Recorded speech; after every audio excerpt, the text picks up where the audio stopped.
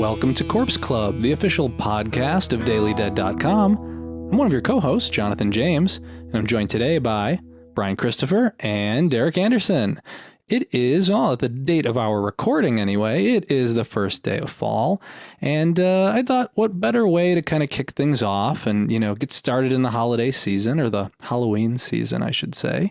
It's our holiday, than by talking a little bit about not only what we're looking forward to during the Halloween season, and what's coming up in October, but also some of the recommendations we have. I find when I talk to and hear from Corpse Club listeners, we hear from quite a few people that are like, thank you for, having this episode where you recommended whether it's an old movie or a new movie, a game, a book. There is so much horror available, and not just new, but the back catalog. And so I'm happy that our listeners enjoy our recommendations, and so we'll be talking a little bit about that, and like I said, I'm talking about what we're looking forward to as well. Hopefully we can give you some good recommendations for the Halloween season.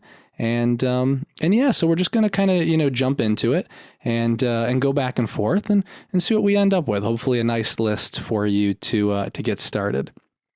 And so, I'll kick things off, and I'll say something that I'm excited for. I haven't seen at the date of this recording. It hasn't aired yet. It might actually be like live airing for people that are watching it right now. But, we might have talked about this on the podcast before. I don't know how much you've seen of American Horror Story, Bryan, but Derek, I know you and I have talked about it before, and I've watched a lot of American Horror Story. I started with Murder House. I made my way through Asylum, through whatever the one with the witches is. I can't remember anymore, but Coven. Yeah, Coven. And, then it was kind of on and off. I'd come back for some. I came back for Hotel. And, and for the last couple seasons, I haven't been watching American Horror Story.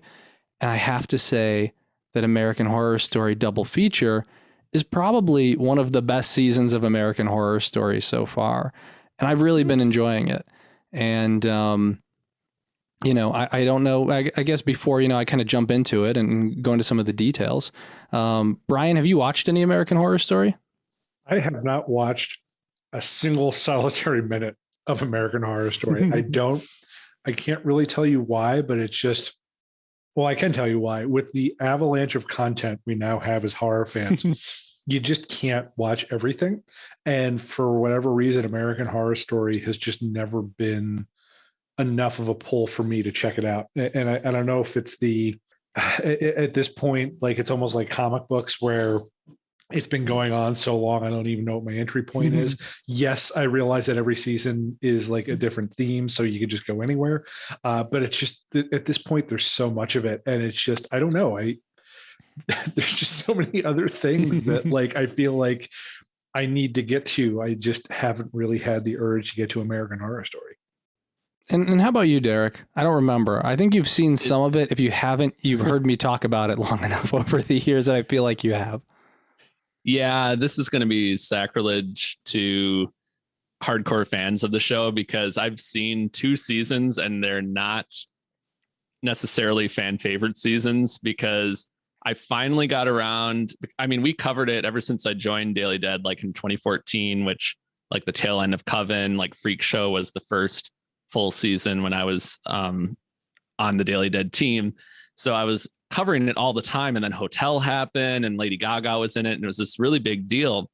So I remember thinking like I really needed to start watching this. So I finally started watching it with Roanoke, and that one I remember very divisive, but it was a huge deal. Like I just cannot. I remember people like live commenting on the premiere because that was the one where they really kept it secret. Like usually they'll at least kind of let you in on what the theme is, but that one was like so shrouded in secrecy that I was just kind of finally like, okay, this is going to be the one I start with, even though I know that just feels wrong when I look back on like how great Murder House is regarded amongst the fan base.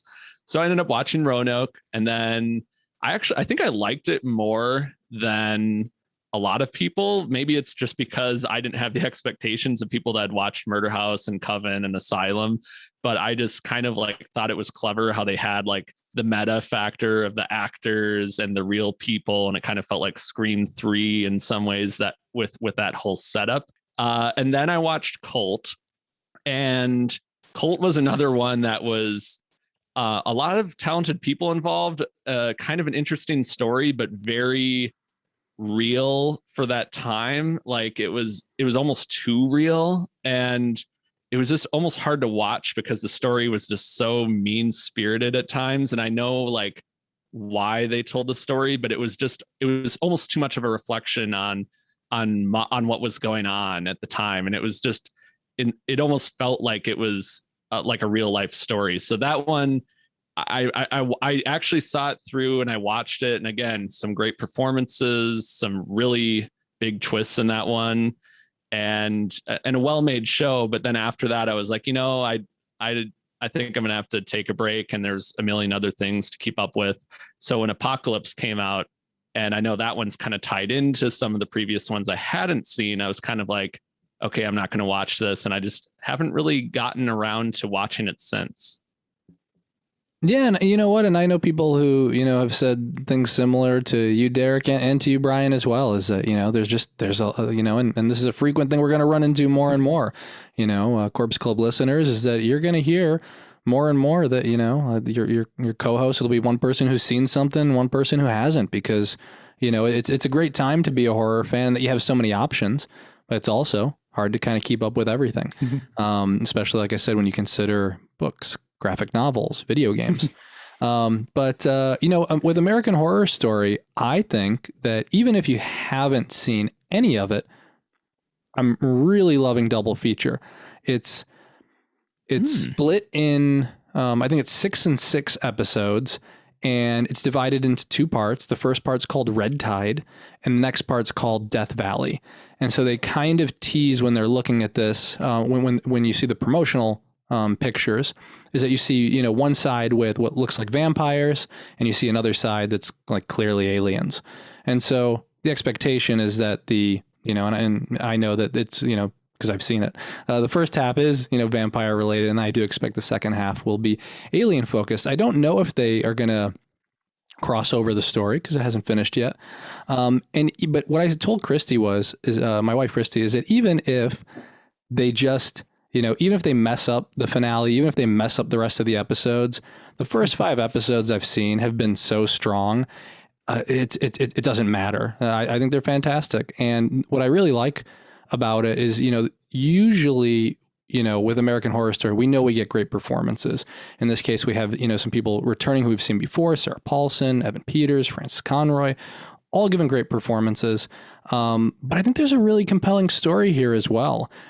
And I think what's happened is, maybe as a result of the pandemic, is that it seems to be a more focused story, a tighter story. Maybe they always had this planned because there's 12 episodes. And so what I find is that eventually they put so many things into their seasons that sometimes it's hard to wrap up, and it either wraps up really quickly or it kind of spirals out. But with this only being 6 episodes, it's super focused. And I love the story. It's about, just to give you the very high level, without spoiling too much, it's about a pill that you can take that will make you super creative, but it also gives you like vampire side effects. And I'm a sucker, pun intended, for anything. So what's vampire. The catch? Well, I don't want to go in. I don't want to spoil. I think there are multiple catches, and Macaulay Culkin's in it, and he's great. He's really, really great. Like, I want to see much more of him. Yeah. And like, I'm like, how have people not been hiring him, especially after seeing him here? He should be in everything. And so anyway, American Horror Story Double Feature is definitely my recommendation for now. Like I said, they could crash and burn for the remaining, 7 episodes, and it's still okay. It's worth watching the 5. They're fantastic. And I'm excited to watch the next one. But anyway, enough about AHS. I do want to turn things over to my co-hosts. And Brian, I'll turn it over to you. What have you been watching lately that you want to recommend to our listeners? So I will say this isn't strictly horror. In fact, it's really not. It's a comedy, but there is a true crime element to it. So I'm going to count it. And plus, I just love it too much to not talk about it. I want to talk a little bit about Only Murders in the Building, a Hulu TV show created by Steve Martin and John Hoffman, and starring Steve Martin, Martin Short, and Selena Gomez. And if you think it's kind of a thing where it's like one of these things is not like the other, you're 100% right, but it is such a great trio. So the kind of premise is that these are three tenants in a kind of a swanky apartment building in New York called the Arconia, and a murder occurs, and they kind of get together because these three people, for whatever differences they have, they're all kind of true crime podcast nuts. So they start digging in to see if there's any kind of a hook for this murder to turn into a true crime podcast. And it's there's so many things that I love about this. Anything where you pair Steve Martin and Martin Short together, I am going to watch it, because they are just so incredibly, the chemistry they have together is great. And so adding Selena Gomez in as kind of a foil for them is kind of perfect. She's really good. She's really acerbic. And Steve Martin and Martin Short are basically just playing versions of themselves. So having her kind of play off that is fun.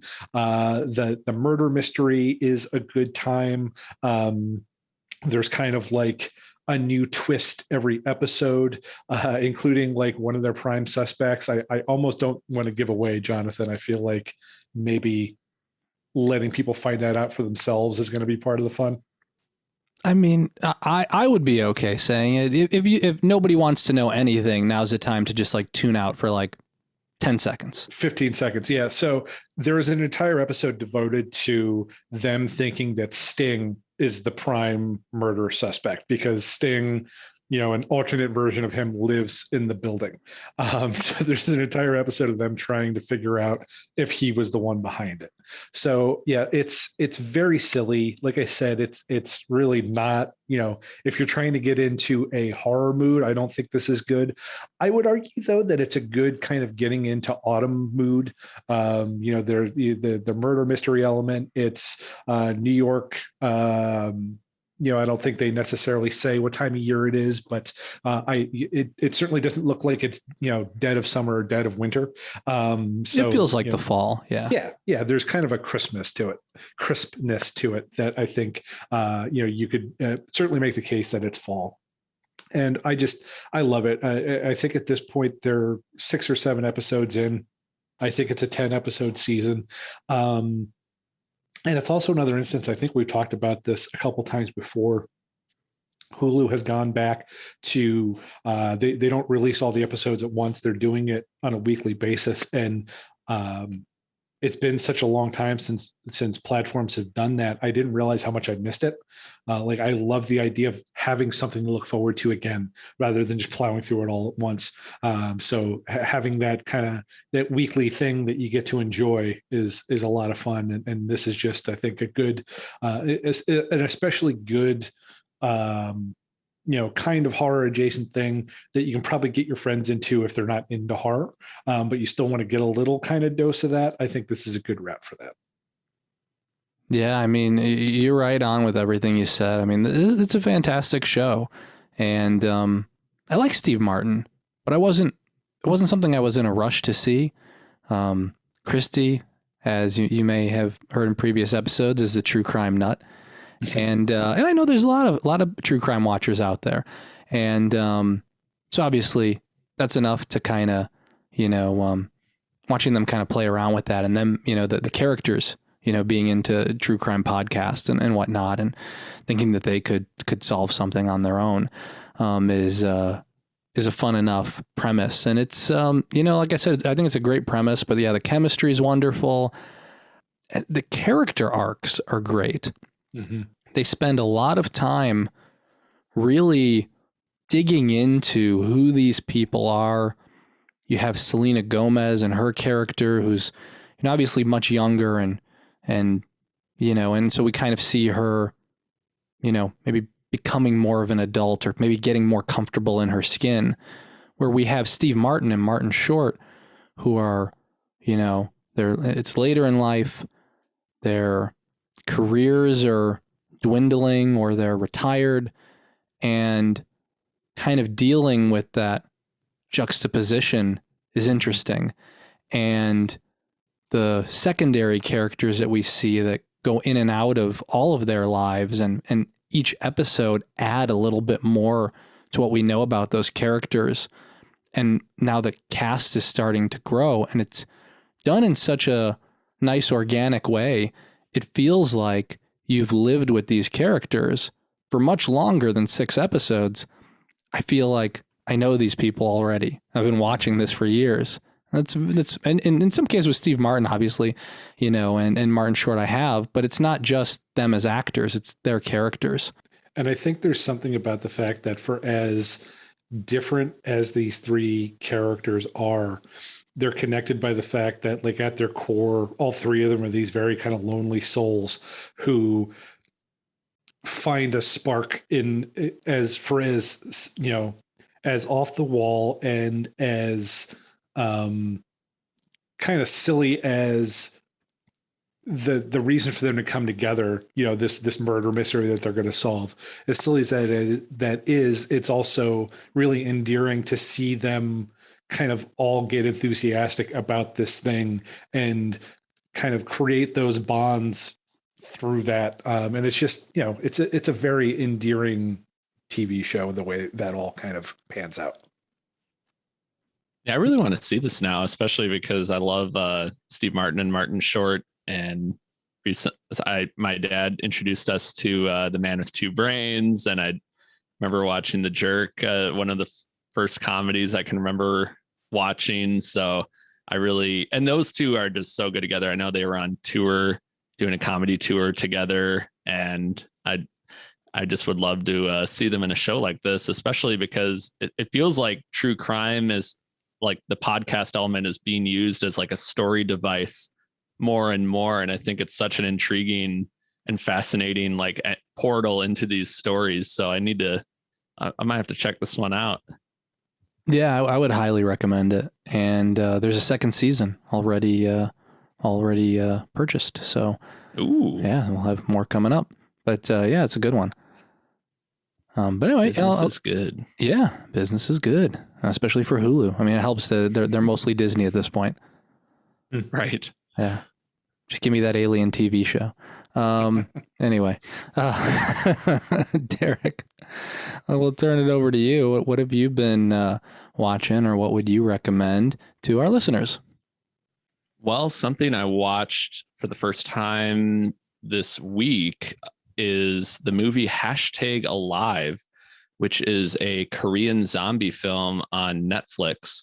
And me, my sister, and my brother-in-law, we were just kind of trying to figure out what movie to watch. And for the first time in a long time, we were just on Netflix, kind of looking around, kind of like a virtual blockbuster, not really sure what we're going to watch.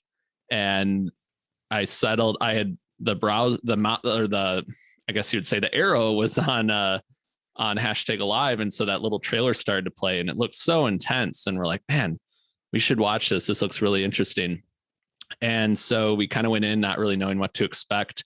I vaguely remember this movie because it came out in 2020, and I kind of remember there being some buzz about it, but I really didn't know what I was in for going into it.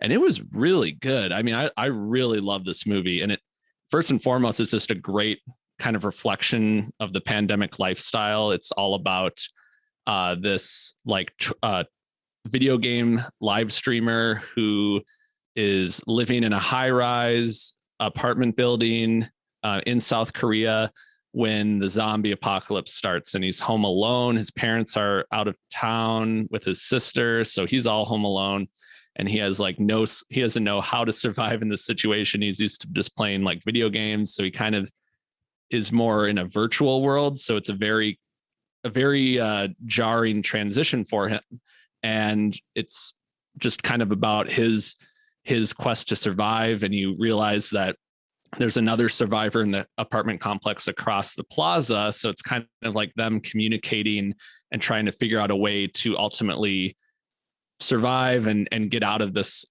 get out of these high-rise buildings.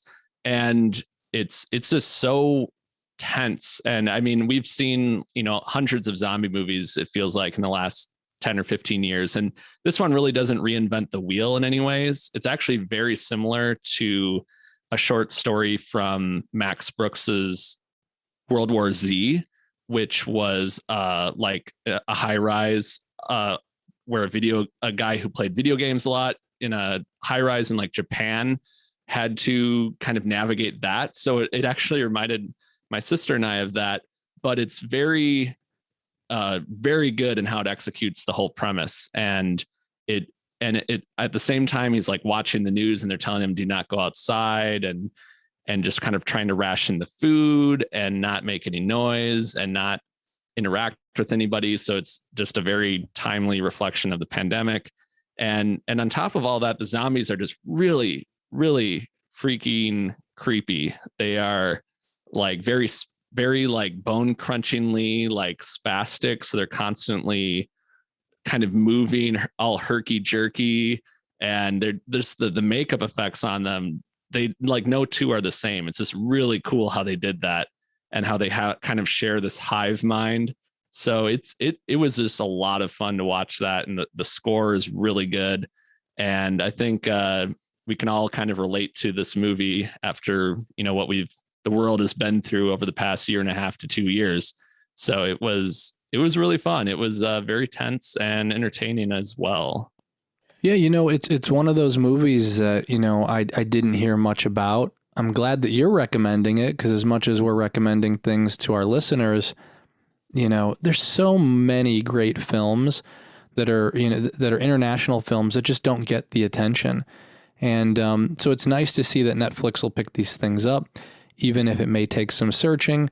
It's possible, and through word of mouth like this, hopefully more people will seek it out. But yeah, I'm glad you had a great time with it.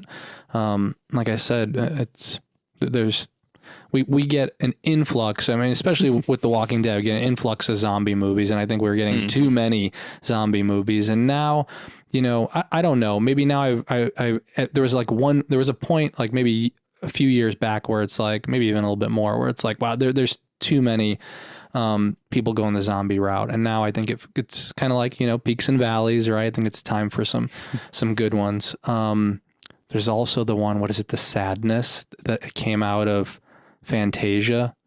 Did you? That's one of those ones, and this is going to be me being a curmudgeon again, but it's like, everybody, it's getting so much buzz, and it's getting buzz for a reason that, like, some people are really drawn to horror movies that are like way over the top mean, and almost like use it as an endurance test. Like, can you get through this? It's so harsh and brutal and over the top. Like, you got to be real hardcore to get through this. And like, for as much as I love horror movies, that's not really why I watch them. Like, I'm not trying to see if I can, like, get through without being, too disgusted and having to walk away. Like, there are very few things that would actually make me walk away, but it's also like, to what degree does it stop being an actual enjoyable experience and just get into being like mean for mean's sake?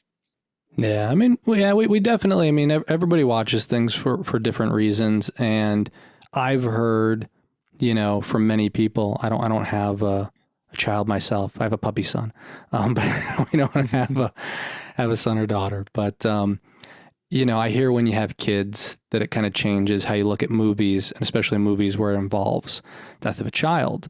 And I remember talking about that with Monty at some point, and I've heard that from other people as well. And I have to say, and I think I've mentioned this multiple times in my writing on the podcast, since the pandemic, I have not been able to watch super heavy movies. So I still haven't seen Relic. I still haven't seen, what's the Brian Bertino one? Oh gosh, The Dark and the Wicked. Yes, I still haven't seen that. And I was ready, like I heard all the talk about the sadness, and like normally I actually like I would want to see it. And I was reading a little bit about it and I'm like, no, I can't do this one today. I'll do this one next year or 2 years from now or 3 years from now. And it's definitely been tough to watch some movies, but you know, back to your recommendation. I'm glad you enjoyed it. And I'm glad you sought out, you know, something that not a lot of people are watching. Yeah. And it's one of those two where as I guess real as it is sometimes just with pandemic lifestyle, there's still some really good humor in there. And it kind of realizes the absurdity of the situation that he's in and how over his head he's in, which I think we've all kind of felt like we're in over our heads at some point over the last year or two. So there's some really good, like relatable, like there's comic relief in there that it's not a doom and gloom movie at all. It's very like uplifting. It's like one of the messages that because he gets a message from his dad and he says, "You must survive," is like one of the last text messages he gets. So he like writes that on a Post-it note and puts it on the family picture in the kitchen. And it just, so when every time he looks at that, it says, "I must survive," is like his constant reminder. And it's very like empowering and kind of, it just was kind of like an energy booster in a lot of ways. So that was cool. And interestingly, it's actually based on, there's another movie called Alone that came out around like within the last year or two, and it's like based on that movie, and the screenwriter for that one like co-wrote this one. So they're both very, so if you've seen Alone, it's like I haven't seen it yet, but it's that same premise of like stuck in an apartment building, zombies all around, and that's kind of, and it just kind of starts like that, and then it's like, okay, we go from there. So it's really interesting how they just get right into it. Yeah, I'm gonna have to check it out. Something I did want to mention. Also, I mentioned it last time. I'm gonna mention it again. It's on because it's on Netflix. Netflix has a lot of great stuff this year. To make it be like they always have great stuff. That's why they have so much money. But they really have a lot of great horror releases, and so you know, and I feel like some of these are gonna slip past. So I will call out Nightbooks again because you know it came out on September 15th. We have a lot of things coming to theaters. We got Halloween Kills. We got, you know, Candyman just came to VOD. And so, you know, it's easy for things to slip through the cracks. But I would recommend Nightbooks. It's more of like it's based on a young adult, or based off a young adult book. And so it is, you know, definitely more for a younger audience. But it was directed by David Yarovesky, and it's produced by Ghost House Pictures, which is Sam Raimi and Rob Tappert's place. And this one's a lot of fun. It's dealing with a kid. And like I said, I know I talked about this a little bit last episode, so I'm going to go quickly. But it deals with a kid that gets trapped by a witch. And the only way he can survive is by continuing to tell horror stories. And it kind of, you know, deals with the fact that he was picked on for liking horror stories and horror movies. And they'd call him Creepshow. And, you know, I think especially for a lot of monster kids out there of any age, you may be able to relate. And so I think it's got a good message to it. It definitely goes a little harder than something like Goosebumps. It's a little scarier towards the end. And I think this is a good one to watch. So I'm looking forward to seeing it again. I mean, this is something that, you know, I think will be yearly watches for some families. So definitely check it out. So we've talked about that one offline over the last week, and I haven't. So as of recording, I haven't watched it. Odds are by the time people are listening to this, I will have, just because it is the nice thing about it kind of being more in the family-oriented side of the spectrum is that it's one that I can get my wife, who is not a horror fan at all. She's actually going to watch that one with me, so that'll be kind of a good way for us to both be able to kick off the spooky season, which I'm looking forward to. And I like the idea of Kristen Ritter as the witch. I think she's going to do a bang-up job in that. And another thing that came out of it was that churches or Chiverches, if you want to say it like it's spelled, did a very interesting low-key cover of the song from the Lost Boys that the title has just left my brain. Oh, Cry Little Sister. Cry Little Sister. Yeah, they do a very good low key version of that. I don't know, Jonathan, if that comes up in the movie at all or not, but yeah, I'm not going to say much, but I'm just going to say, yeah, there are definitely there's that song and some references throughout the movie. So if you like, well, then I'm gonna be all in on that. No. So yeah, definitely looking forward to checking that out. And then Tim Capello shows up too with that saxophone. I could only assume. I don't know about that. Well, regardless, I'll be checking it out because I think, that's really cool that they've been kind of consistently providing like family-friendly horror films on Netflix, which is really, really nice because it just doesn't feel like you get those as much anymore on a big theatrical scale. So I'm glad that there's still a home for that. And I know there's a lot of streaming services right now that have really good, like family friendly, like horror and sci-fi shows, but just to have like a movie like that, where you don't have to really commit to like 10 episodes of something. It's just like, oh, okay, I can jump in this world for an hour and a half. And it's like something you can watch with your cousins or like, the whole family or whatever. I think that's really cool that they're still doing that and giving that a home because we definitely need it. Yeah, and they have you go ahead, Brian. I was just going to say a reminder for those who might not have seen it last year. I think last year's big family-friendly horror was Vampires versus the Bronx. Yeah, that was a good one. Was that a year ago already? Yeah. In this time warp, yes. Oh my gosh. So I feel like that just came out. If you haven't seen, as we're kind of looping back around into the spooky season again, that's another good one for kind of getting in the mood, and especially if if you're looking to either watch with kids or someone who is maybe not that into the harder side of the horror spectrum. Yeah, and a couple other ones I wanted to suggest too that are coming to Netflix. We have Night Teeth is one of their movies coming soon. They have There's Someone in Your House that's coming soon. I saw that one. I don't know if I can talk about it, but watch it. I think some people will enjoy watching it. I think I can say that. I know the book that it's based on too is really popular, so I'm really curious. Yeah, I think they'll have a lot of fans for that one too. I think by the time this comes out, that some other people would have seen. I think it's screening at Fantastic Fest. But anyway, but people will enjoy it. So anyway, I feel comfortable recommending and saying that. And then there's also No One Gets Out Alive. So yeah, they have a lot of movies. Yeah, there's a lot of good stuff coming from them. But it's their whole I think they brand it as Netflix and chill is the motto. So I know they've been doing that for a couple of years, and get the hashtag on that. It's like I can never tell when he's doing this on purpose or when he's just being Derek. Why can't it be both? No. That's true. That's true. A little bit of both. Yeah, I'm not kidding though. It really I got an email. You're not kidding. That's really they're saying. Yeah. I had no idea. Thank you. Oh wait, maybe it's Netflix and chills.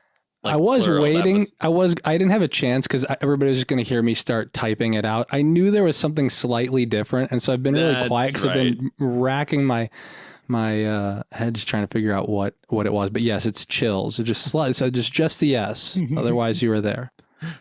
Yeah, that phrase has been around so long that I thought I was actually saying something different, and I didn't realize that I was not. I was just actually saying the actual phrase. So yeah, that's why you broke Brian for a second. Well, I got to fill in for Scott here. So he was actually tweaking it. He wasn't just trolling me and you and all of our listeners. No, he wasn't. And in a full circle way, I wasn't even aware I was doing it. which is either funny or sad. Now, is the chills spelled with a Z or just with an? I no, wish. it's just regular S.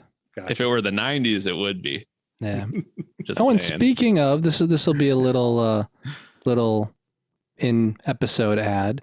Since I did mention Fantastic Fest recently, Heather and Emily will be covering Fantastic Fest for us. So check out dailydead.com throughout the next 2 to 3 weeks, especially. We'll have a tag and a special page for Fantastic Fest coverage, but we should be getting a lot of reviews from Heather and Emily and some interviews, and we'll be hearing about the latest and greatest horror movies. So I'm excited to see what they see. Yeah, there's a lot this year. I feel like, and a Slumber Party Massacre reimagining, that just took me by surprise. I'm really excited to see what they come up with.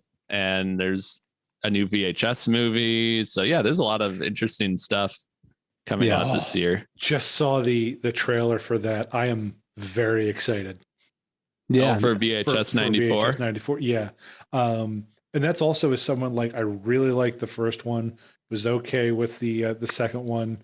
I kind of fell off. There's, I think, been one additional entry since then. But based off of kind of what I'm hearing and who's involved with this next one, I'm very happy and very excited for it. Yeah, there's some really, really talented names, and yeah, just the whole setting with 94, I think will be interesting.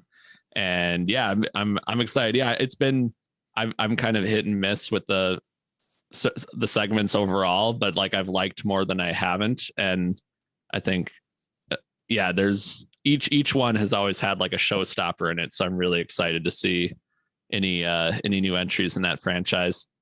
Yeah, I can't wait. And then also we have the Black Phone is going to premiere there. Oh yeah, based on the story by Joe Hill. Yeah, so we have that. Yeah. So anyway, there's going to be some surprises. So anyway, so stay tuned, and there'll be some other recommendations, like I said, coming from Heather and from Emily. So let's see what's next. What do you guys got? What do you want to suggest to our listeners? I have a lot, so I'm slowing myself down right here. I'm looking at my list. I'm like, well, I mean, speaking of Heather, I mean, we got to bring up, I know we brought it up before, but her book, Monsters, Makeup and Effects. Again, if you're trying to get in the mood for the season, that's all this book is, talking to, the people behind some of the greatest horror effects that we've seen in the last, 4 or 5 decades. So it's definitely one that you want to put in. This is our holiday season. If you're looking for Halloween, I don't know, not stocking stuffers, witches hat stuffers or something like that. Derek, you're bleeding off on me with these bad riffs and puns that I'm trying to come up with. All that to say, buy the damn book. She's a great author. These are going to be some great interviews. Another great thing to pick up for Halloween. Yeah, absolutely. I just got, because I pre-ordered a copy. I just got the hardcover edition in the mail this week, and it is a gorgeous book. AM Inc. Publishing, who released it under their Dark Ink imprint, they did a really good job with just putting together like just a really awesome book, and the quality. And then of course Heather did an amazing job. I was honored to be a part of it and help edit it. And there is so many great stories in this, and so many awesome photos, like a lot of stuff that I think people just have never really gotten to talk about as in depth as they do in this book. And so she definitely puts the spotlight on really a lot of the unsung heroes of the horror genre, especially from the glory days of like the 80s. And then of course, seeing where all those artists have done since then in the 90s and 2000s and beyond. So it's been really cool. But yeah, if you're thinking between the hardcover and the paperback, like that hardcover is legit just awesome. So they did a really great job with that. And I think it'll be coming out officially in October, but if you pre-order it, you can get it. People have been getting it this month. So it's been really awesome to see like all the photos on Twitter of people getting their copy. It kind of feels like Halloween came early when you see that. Yeah, I got my copy just recently, and I think it officially comes out October 20th. But if you pre-order, you can get it now, and you can learn more about it. Heather's Twitter account, it's at the horror chick, and she's got links to all of her to the book and to her book's Twitter account and all that stuff. So you can follow her there. But yeah, no, it's cool. I'm very excited. She has been working for years on it. And I know she released a book previously, but it's nice to see this one out. There's going to be more volumes coming, so that's really cool too. And great job as well, Derek, because I know you spent a lot of time editing. That's no easy task. Oh, it was just an honor to be a part of it, and just to like get a chance to read this ahead of time. It felt like a real treat. So it's thank you, Heather, for that opportunity. And yeah, I know, Bryan, you were doing some transcribing, so it was really fun to kind of see this all come together. Because she's worked on it for years, and it really has been such a journey. And I'm so glad that it just found a really good home, and now people can hold it in their hands and like just dive right in. And it's amazing like how much is in there. It's such a really big but like quick read because it's so fascinating.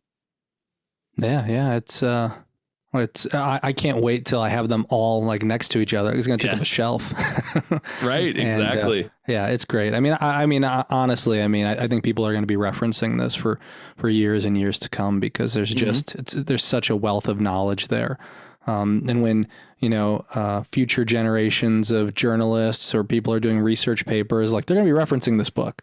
Like it's that detailed and that good. So yeah, that's a great recommendation there. We are going to be diving into, as I mentioned, horror is not just, movies or TV. There's books, graphic novels, video games. So we have some more of those recommendations coming up. Derek, anything you wanted to bring up? Well, I've been keeping up on Riverdale. As longtime listeners know, I love the world of Archie comics. So it's always fun checking in on Riverdale on the CW and seeing what shenanigans the gang is up to. And they've been doing their thing on that show. It's been a very interesting season. It's still taking place like 7 years into the future after high school graduation. So like Jughead has released a popular YA book, but then became an alcoholic. Archie went to war, and now he's suffering from like PTSD. And Veronica's like just getting out of a really bad marriage, and she's starting a like hedge fund company with Reggie. And also Betty, meanwhile, is hunting down a serial killer known as the Garbage Bag Killer, because he wears a garbage bag over his head. So, just the usual stuff for the Riverdale gang. But so how does that work? How does the garbage bag killer not asphyxiate himself and die the first time he tries to go out and kill somebody with a garbage bag over his head? Well, let's see. I mean, he's got the holes for the eyes and the. Oh, so he's got holes cut out in it. Okay. Yeah, it's kind of like Sackhead Jason from Part 2, Friday the 13th, Part 2, and like Town That Dreaded Sundown, but with like a garbage bag over the head. And I guess I was just picturing this like this Darwin Award nominee, like, going through all the process of stalking someone and selecting his victim, and then as he's getting ready, he puts the garbage bag over his head and just drops dead. Yeah, that would be good. I think I haven't. It's funny because we've only seen him like in flashbacks, because he was like holding Betty prisoner in a well, kind of a very much in a homage to Silence of the Lambs. So haven't really like seen a lot of like FaceTime for that character, but I'm curious to see what's going on there. But somehow they make it work. There's always so much. It's this very like over the top world that they've created, but somehow it's just like watching it's like watching a pulp paperback where you just got to keep turning the pages and see what's next, because literally like there's always a twist. There's always some really deadly situation. And it's just, it's amazing to think that they're coming up on 100 episodes, like how many different like serial killers and different situations they've all been in. And it'll be interesting to see. And right now there's also like a Mothman theory where people have seen like what they think is a Mothman, and they think that they might live in the mines in the towns. So there's this kind of like alien, like Fire in the Sky or Mothman Chronicles type sub story going on as well. So there's always something going on in Riverdale. It's unbelievable the things that you're saying to me. Are they going to reveal that Riverdale's on top of a hellmouth, or like what is going on with this freaking town? Every time we revisit this, I'm like, well, I don't know how they're going to top the weird kind of rundown that Derek gave last time. And sure enough, he's like, oh yeah, Betty's been in a well with a serial killer that puts a garbage bag over his head, NBD. It really like, I don't know. It's funny because they usually find a way to kind of explain it rationally. It's not like Nancy Drew is much more supernatural. And so they try, it's like, you always feel like it's going to come back to some rational explanation, but I really don't know if it will this time, because it's just gone. They've really gone there this season. And it's been quite a ride. They actually even had a like backstory episode for Hiram Lodge to show like how he became so obsessed with money and power. And it's like this whole like Sopranos, Goodfellas type like mob story that also happened in Riverdale, so, like, but in the 80s. So it's just like, man, you just do not know what you're gonna get. Yeah, I mean, one day I will catch up on it. There's just so many shows and so many things going on. This is one that slipped, but it sounds like something Christy would enjoy, for sure. So, we're going to watch it at some point. Yeah, we're making our way through Lucifer. We're almost done. By the time you listen to this, Corpse Club listeners, we would have finished Lucifer because the new season just came out. I don't know how it ends, but I mean, so it doesn't, in a lot of cases, but I just did this with AHS where I'm like, watch it. I don't care if it ends terribly. And that's probably going to be the same case with Lucifer. Tom Ellis, who plays the Lucifer character. And I know I've said this before, like, if you like his performance and what he does as that Lucifer character, he does it over 6 or so seasons. And for us, he's a treat to watch. And for a lot of people. So like, if you don't necessarily like his character or you're not into like Lucifer's shtick episode to episode, it's a procedural. So you're going to get those elements with like backstory and angels and demons and stuff that keeps going. We've found it enjoyable. We really like the characters. I don't like the procedural stuff as much, but we've been watching, and we continue to watch season after season, and it's been solid. So we're interested in seeing how it wraps up. We'll know soon. And I promise you, I really, really promise you that Netflix is not sponsoring this episode. And I know by the tone of my voice, it sounds kind of awkward. Like, is he kidding? But no, they're not. It's just that in this case, a lot of the things I happen to be watching are on Netflix or other streaming services. So I promise that other streaming services will get their love. But I also have to recommend Midnight Mass. It's not out yet, but Heather's seen it. Heather gave it a 5 out of 5. She said, in like quotes, no hyperbole, it's the best thing that Mike Flanagan's done. And he's done a lot. So as a huge Mike Flanagan fan, I am very excited to see what happens with this. I'm going to be watching it. I'm hopefully going to finish it this week. Some of our listeners right now, you may have finished it because it comes out, Thursday night, and you may be like, I'm just going to binge it. And so maybe you'll get through it already. Hope you enjoy it. I can't wait to see it. And that seems like that might be the thing to beat this year, but we'll see for ourselves. So don't forget, folks, Netflix and chills. Put that hashtag up there for us. Yeah, that is almost scary how positive the reaction has been for Midnight Mass, because seeing overwhelmingly, like, how many people are saying this is the best thing that he's ever done, and knowing, watching his career as closely as we all have in the last like 5 to 7 years. And I know there's people who have been watching his stuff for like 10 to 12 years.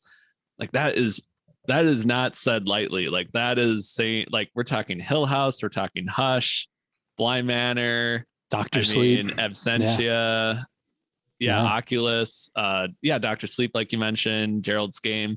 Like we're talking, that's an impressive resume for someone's entire career. So let alone a decade. And I've not really, I know like the basic premise of Midnight Mass, and it's funny because it sounds exactly like what a Stephen King novel would be, but it's not based on a Stephen King book, which I know Flanagan would knock out of the park anyway, based on his previous movies. But just knowing like that basic premise of like this island town and this mysterious priest and like the religious horror elements, I was not like, I don't know. I think like a lot of people, I was hoping, oh, let's do another haunting of series or another season of that. But hearing so I was almost a little disappointed when this didn't fit into that mold. But hearing how like positive the reception has been, I'm really, really excited to see, because I feel like because it's outside of the haunting universe, I don't really know what to expect even more. And that's really exciting.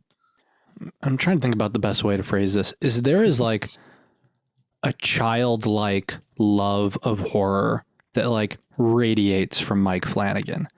And so I've had the privilege of spending some time with him. I mentioned that went on the set of Dr. Sleep. I've interviewed him in the past, and you can see how excited he is that he gets to do what he gets to do. And I'm sure this is a case for a number of people working in different aspects of the horror industry, but it radiates from him in a way that it's infectious. And so, and hearing stories from people that have worked from him or worked with him, and he uses the same crew. It's like a family that works together, and that, because it's not just a one person show. It never is. And it never works out if it is. And, so to just see what he continues to do, and he continues to, raise the bar, for himself and for others. I'm super excited for this. I can't wait to see what's next from him. And I've said this too with like James Wan, like, even after the first handful of releases, like that was enough for people to be like, oh, they're a master of horror. Like people would remember their films for decades to come, and they just keep going. So yeah, I'm super excited for Midnight Mass. Long story short. Like many listening, I think it's definitely a treat. And then even beyond that, we know that we get the Midnight Club adaptation, like all these Christopher Pike adaptations from Mike Flanagan. And I totally forgot about that. Yeah, I think he's bringing in some people to collaborate with that on, kind of like Bly Manor, but it'll still be really cool to see that, because I know he's a huge Christopher Pike fan as well. So I think he's probably the perfect person to take that on. Yeah. So Bryan, I'll turn it back to you. Any other recommendations you wanted to discuss with our listeners? I think I'll just kind of do a quick fire horror book club kind of recommendation, because a couple of these are ones that are probably on people's radar anyway. So I'll start with Grady Hendrix's The Final Girl Support Group. Kind of his take on it's a meta slasher novel that kind of looks at something that I think has kind of been popping up here and there for a couple of years now, that idea of what happens to a final girl after the events of the movie. And so he's kind of established this literal support group for women who are final girls who have come out the other side of a slasher movie scenario. So it's kind of putting out there that a lot of these slasher movies that you're seeing are based off of real life events, and looking at how that has impacted the women who went through them. So I will say, kind of for the heady kind of meta textual angle it's taking, I think it still just kind of winds up working. I don't know, not even necessarily as a slasher. Like for me, the fun I had with it was kind of seeing which fictional versions of slasher franchises that Hendrix kind of alluded to. So there's like fictional versions of Texas Chainsaw Massacre, Friday the 13th, Nightmare on Elm Street. So he kind of creates these, and you kind of have to, pick up the clues on, which franchise, which movie is talking about which real life franchise. So there's a lot of fun in that. It's not necessarily a slasher, because I think the way it plays out, it's almost like a mystery thriller. And but I will say it kind of, it reads for me the same way that I wind up watching a slasher, where it's a lot of fun. I kind of read through it very quickly, but then at the end, it's like, well, that was that. If it's being introduced as this thing that's kind of like trying to subvert kind of slasher expectations and drum up conversation, I don't know if it's necessarily accomplishing that. But it's a very easy, quick read. So, and if you're a slasher junkie, you're definitely gonna kind of enjoy all the various references to the various franchises that make up kind of the Mount Rushmore of that subgenre. I really want to read this one. And Grady Hendrix is, I mean, I guess the term like you want to stay away from the term like the new Stephen King or the next Stephen King or Dean Koontz, just because it's like everyone has their own unique voice. But it's just seeing how influential Grady Hendrix has been in the last like 5 to 7 years, and every single book that he puts out is so different and like such an interesting take on the horror genre, and subverts like just takes all these fascinating situations and subverts them. And I just have my to read pile has just been growing so much, and I really need to get back into reading more because I love it so much. But there's so many Grady Hendrix books, even in the last like 2 years, in that pile, because each one just sounds so cool. And this one especially, I know this year has been getting a lot of buzz. So I'm glad you had a chance to check that out. Another good kind of, I talked about how only Murders in the Building is kind of horror adjacent. If you want something that's kind of truly horror and kind of truly unsettling, I will say with this recommendation, I'm a season behind because he's already got another, what I hear, great one coming out. But Stephen Graham Jones is The Only Good Indians. I finally read and finished towards the end of last month, and it still stayed with me. It blends, I think, a few different types of horror in ways that kind of, Jones is very good at throwing you for a loop. So once you kind of get set into the cadence of one type of story or kind of one type of way of telling a story, he will just kind of pull the rug out from under you and turn it into something else. So yeah, I really enjoyed The Only Good Indians. Very looking forward to is it Chainsaw My Heart, I believe, is the new one that's coming out. Derek, am I? My Heart is a Chainsaw. My Heart is a Chainsaw. Yes. Yeah. Mm-hmm. So yeah, Jones is definitely one to keep watching. And I know, I'm kind of saying this as if like, it's almost getting to the point where if I'm almost saying like, hey, have you heard of the Stephen King guy? I think he's going places. Like I know people know that both of these authors are already on people's radar. So with that in mind, the only other kind of quick fire book recommendation I want to give is another one that's it's more, I think, sci-fi than horror, but it's really good. It's a series called The Murderbot Diaries. It's by an author named Martha Wells. Jonathan, you're kind of more, I think, in the sci-fi stuff. Have you heard of these at all? No, I don't think so. So it is about it's kind of a future world where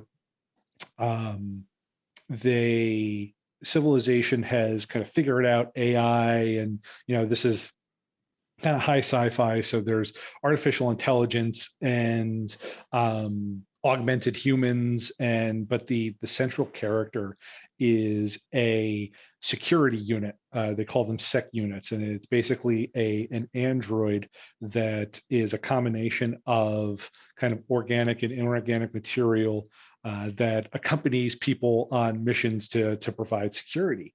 And it's from the point of view of one of these bots that they're all regulated by these governing modules that keep them from doing things that might harm other people, and basically kind of keep them on a leash. But this particular one hacked his governing module so that he doesn't have those parameters. But the thing is that, and he calls himself a murder bot. And the reason he calls himself a murder bot is because usually what their job is to probably kill things that are trying to kill the people who have contracted it. And he's also referencing, there's kind of this backstory about back when his governing module was still working, he was working with a group, and he doesn't have kind of quote unquote memories of it, so that whatever his memory banks are seem to have been tampered with. You don't really know exactly what's going on, but long story short, he killed a bunch of people. And so that's kind of his, like, alluding to a bit of his origin story. But now that he has hacked his governing module, he's still kind of, he does things like, he's not bad, he's not evil, he's mainly just kind of the AI equivalent of depressed. So he basically just wants to, he gets through the day and does what he needs to, so that he can then go back and just watch a bunch of various, like the future version of like junk TV.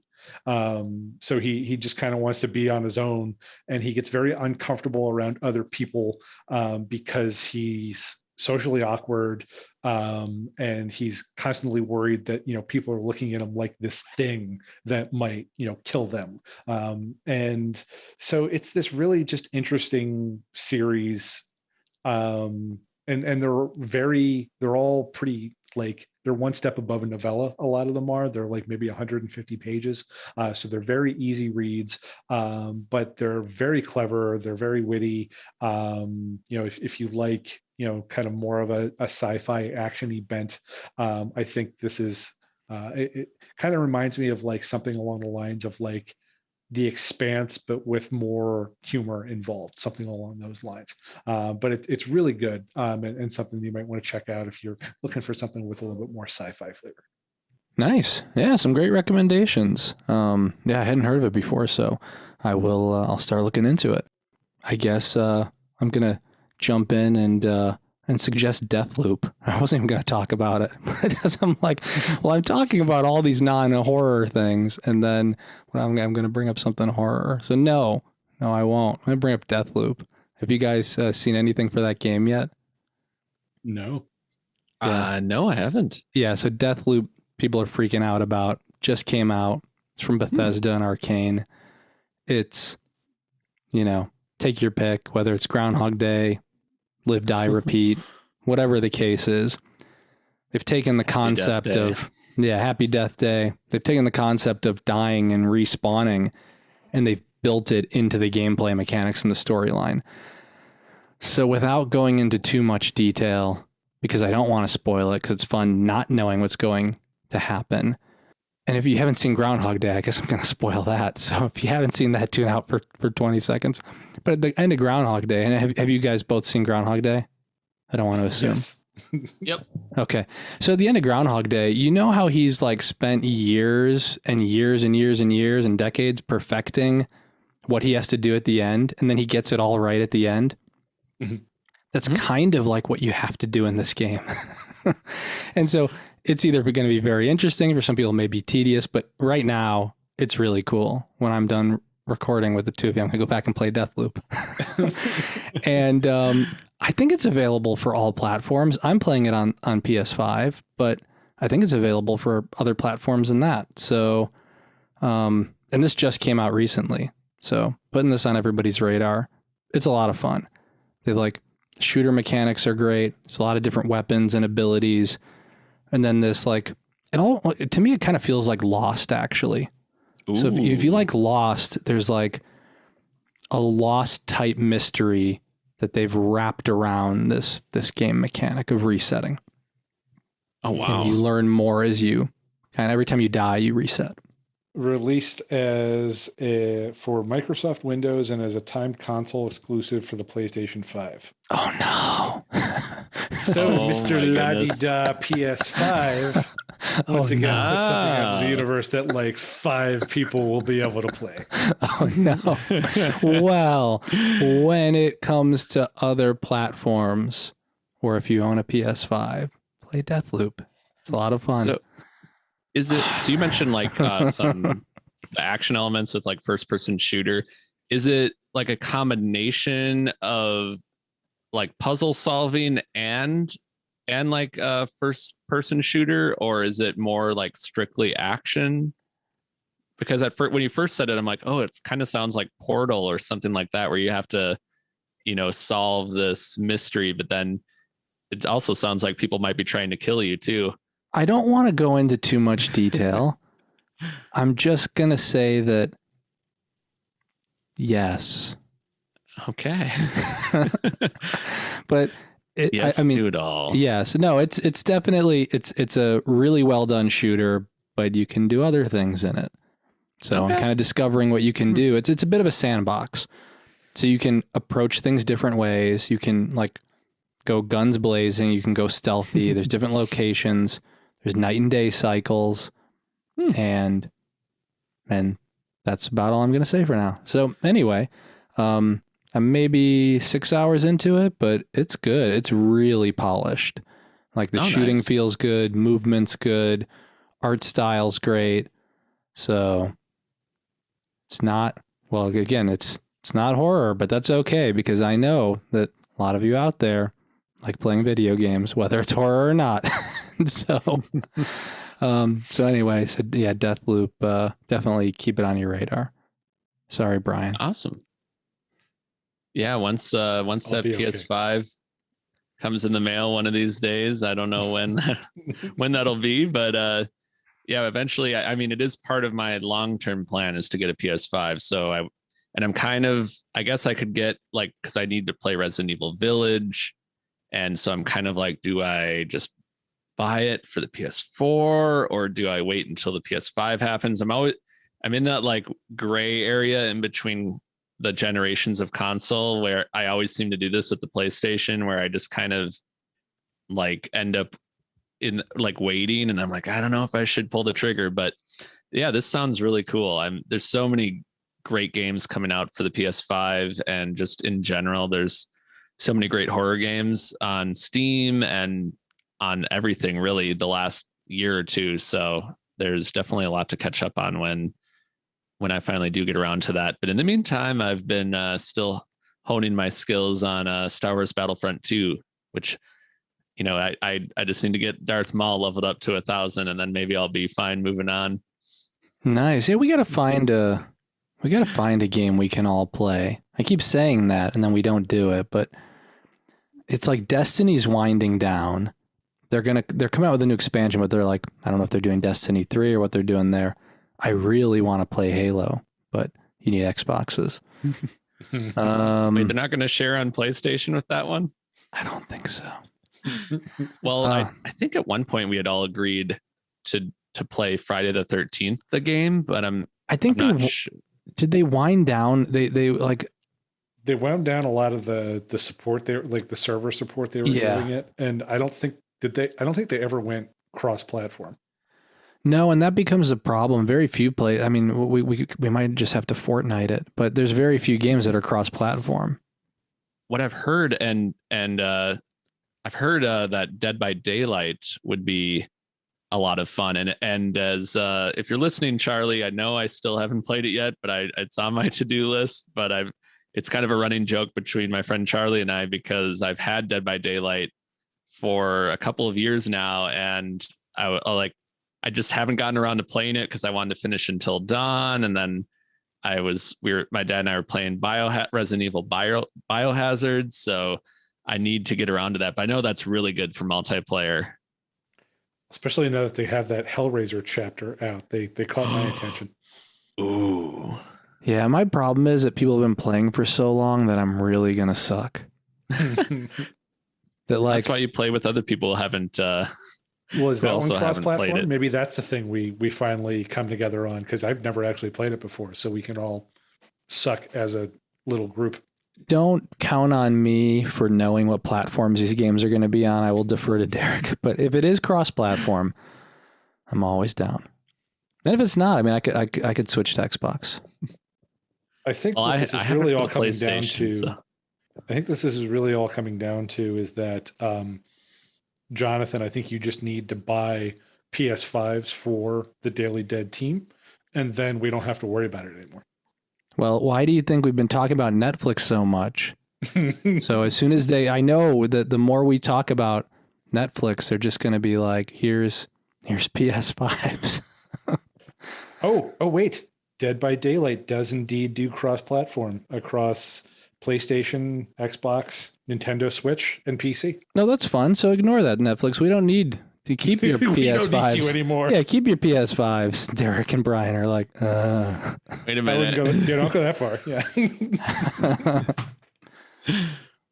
I just dropped my phone on the floor. You heard a That'll big happen. thud. Yeah.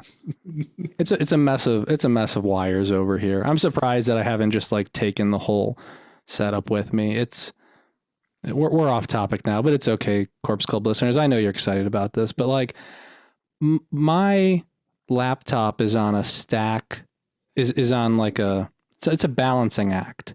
So like if I move one thing the wrong way, like everything comes down. The laptop comes down, like my tea's on the floor. I already lost my phone. So Jonathan, you're burying the lead too. When he says it's a balancing act, and this might not be the case anymore, but if you go back and listen to one of our episodes, you're going to hear me and Scott just start spontaneously like laughing in the middle of the episode.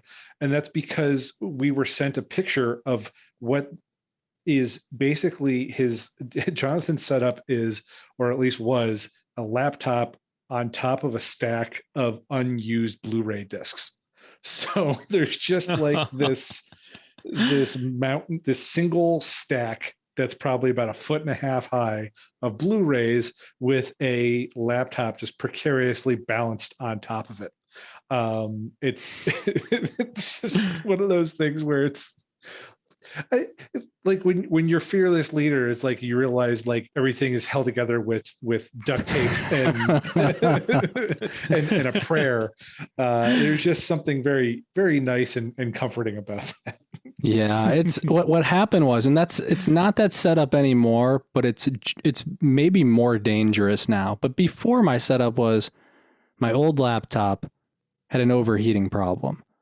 And so keeping it on the desk didn't work. Putting it on the floor obviously didn't work because it had nowhere for the heat to escape. It overheated, and then mid-episode, it would just shut down. So my solution, because I didn't want to spend a bunch of money on another laptop, I was going to wait till this laptop dies. It was my favorite laptop at the time. It's no longer my favorite laptop. Was to get a bunch of Blu-rays I hadn't used and then stack the laptop on it. And it kept it cool for, maybe a year. So, 50 episodes I recorded with that setup. Yeah.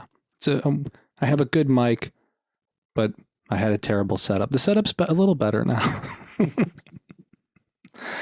don't even know how we got into this. Oh, because I dropped my phone. Okay. It's time, Corpse Club listeners. It is time. So I hope that, with autumn starting, with the Halloween season in full swing, that you have a great time. I know that we're not all going out for good reason. In a lot of cases, we're going to be staying inside. And so we're turning to entertainment. Hopefully we gave you some suggestions. If you have suggestions for us, let us know. We want to hear them. And, we'll have additional episodes coming up where we'll be talking about some of the things we already talked about today. I want to spend some more time talking Midnight Mass. I don't know how we don't talk about that on an episode.